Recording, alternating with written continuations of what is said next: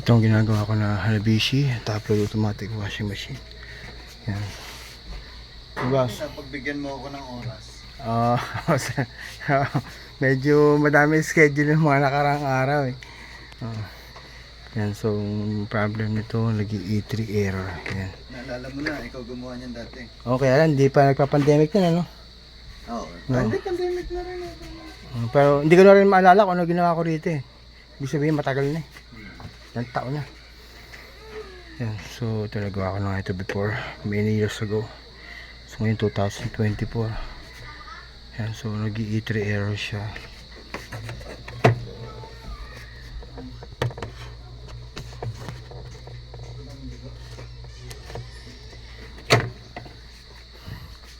So dito puro bulok na kasi yung tornilyo rito.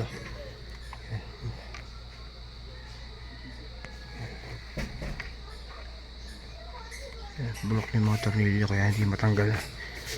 So kaya hindi, dinukot ko na siya rito.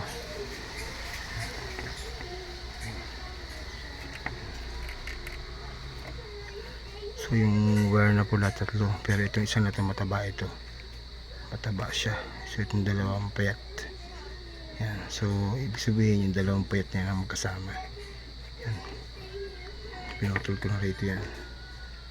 So punta ron dito.